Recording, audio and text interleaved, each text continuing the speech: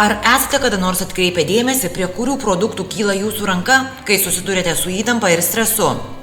Ar pastebėjote, kad įtemptų laikotarpiu esate labiau linkęs valgyti saldumynus ir kitokį nesveiką maistą? Jei jums tai nėra būdinga, šį vaizdo įrašą galite praleisti. Stresas gali paveikti ne tik jūsų potraukį valgyti, bet ir skatinti jūs valgyti tada, kai net nesate iš tiesų alkanas. Jei vienas iš streso malšinimų būdų yra valgymas, pažiūrėkime, kaip išmokti pažaboti emocinį valgymą, patiriant stresinės situacijas. Čia matote 3 pagrindinės saldumynų troškimo atsiradimo lemiančias priežastis.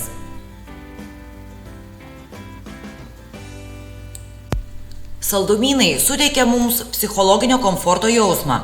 Suvalgius saldumynų kelias valandas jaučiamės geriau, nes kraujyje padidėja endorfino, tai yra laimės hormono. Todėl mums ir norisi kažko saldaus. Bet dėja vėliau tenka už tai mokėti depresinėmis nuotaikomis, kai greitai pakilęs endorfino kiekis taip pat greitai ir nukrenta. Jei saldaus prisivalgome vakare, tai pasekmes nuotaikai dažniausiai pajuntame ryte, o vakare vėl kaip narkotikų mums norisi saldumynų. Šiuo atveju išvengti saldumynų galėtų padėti koks nors prasiblaškymas. Rekomenduojama išbandyti šiltą dušą arba fizinį krūvį, pasivaikščiojimą, pabėgiojimą, nuėjimą į sporto salę. Taip pat naudinga būtų ir meditacija. Pagalvokite iš anksto, kaip galėtumėte apsisaugoti nuo streso. Stresui jautresni daromės, kai mums trūksta B grupės, C vitaminų, magnio, tad galima pagalvoti apie šių maisto medžiagų papildymą.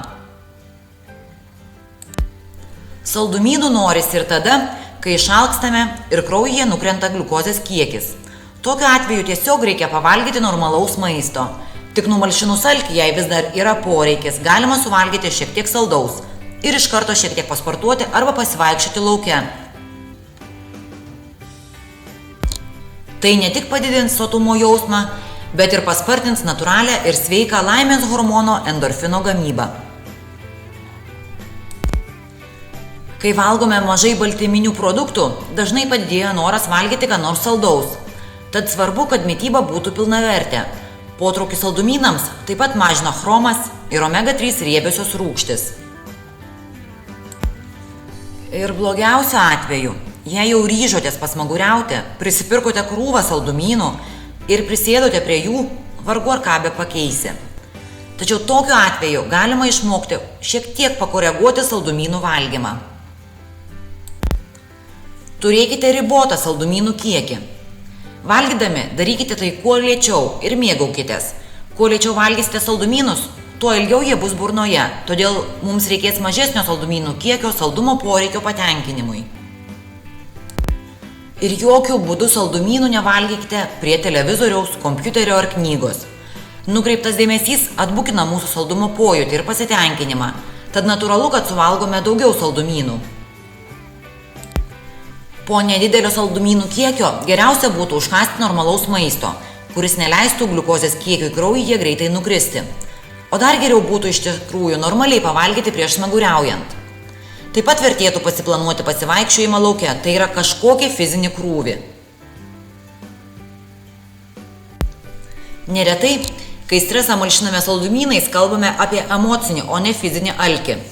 Emocinis alkis yra spontaniškas ir nenuspėjamas. Kai esate alkanas fiziškai, dažnai nesate išrankus. Galite pasitenkinti ir tuo, ką randate šaldytuve. O užvaldžius emociniam badui, akys ieško specifinių, dažniausiai sūrių, riebių arba saldžių produktų. Emocinis valgymas kitaip nei fizinis yra nesąmoningas. Kol suprasite, kas nutiko, jau būsite sušveitę gerą dėžę saldainių. Ir dėja, net tuomet nesijausite sotus. O jei tai darytumėte dėl fizinio alkio, sotumo jausmas būtų akivaizdus. Apie fizinį alkį dažniausiai mums praneša skrandis, tuo tarpu emocinio alkio bazė slypi mūsų galvoje.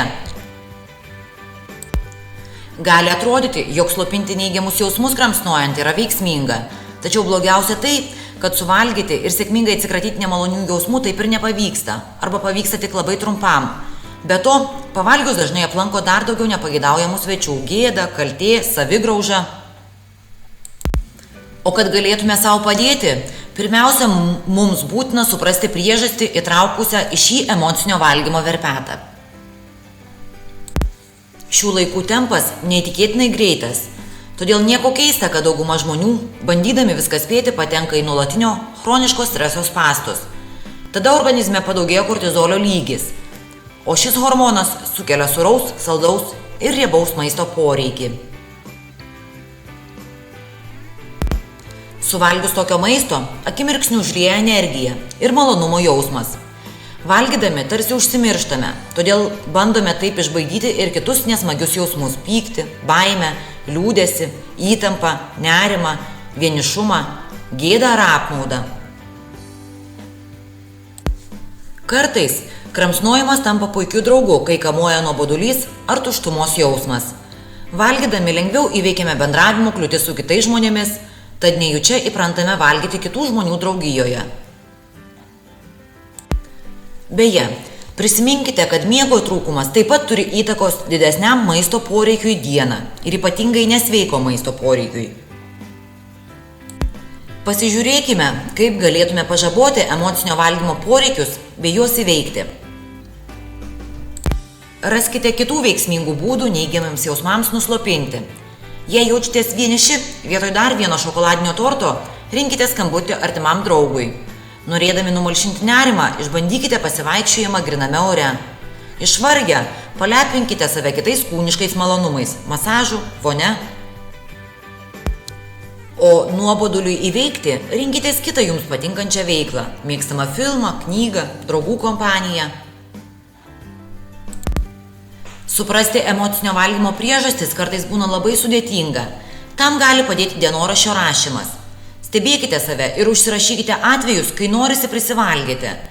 Vietą, kurioje buvote, žmonės, su kuriais bendravote, emociją, kurią jautėte. Visa ši informacija padės geriau pažvelgti į save iš šalies ir atrasti būdų savo padėti. Dauguma mano, kad yra bejėgiai prieš maistą apėmus nemaloniems jausmams. Tačiau žinokite, kad esate kur kas stipresni atsilaikyti nei manote. Tam tai reikia 5 minutėms įjungti mygtuką stop. Arba, jei tai atrodo amžinybė, bent minutę prieš pradedant valgyti.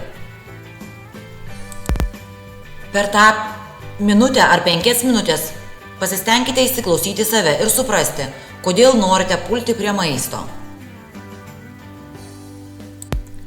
Emocinis valgymas tai ne maisto, o savo emocijų valgymas. Esame bejėgi prieš jas, tad bandome visais įmanomais būdais jas užkimšti. Tačiau išbūti su savo emocijomis yra kur kas lengviau nei kovoti su jomis prikemšant bandelių. Kai esame pailsėję, kur kas lengviau įveikiame sunkumus. Kad emocinis valgymas taptų įveikiamas, svarbu ugdytis sveikus kasdienius įpročius, rasti laiko fiziniam aktyvumui, bendravimui su draugais ir be abejo geram, kokybiškam miegui. Jei esate nuolat pavargęs, valgyti galite norėti tik tam, kad gautumėte daugiau energijos. Vietoje to geriau nusnauskite ar eikite anksčiau miegoti. Be to, gerai išsimiegoję, patirsite kur kas mažiau streso. Jei neturite paramos tinklo, didesnė tikimybė, jog pasiduosite emociniam valgymui. Įtraukite draugus ir šeimą, arba pradėkite lankyti bendraminčių grupę. Jei jums nepavyksta padėti pačiam savo ir jūs niekaip nesugebate kontroliuoti savo emocinio valgymo, jums gali padėti terapija.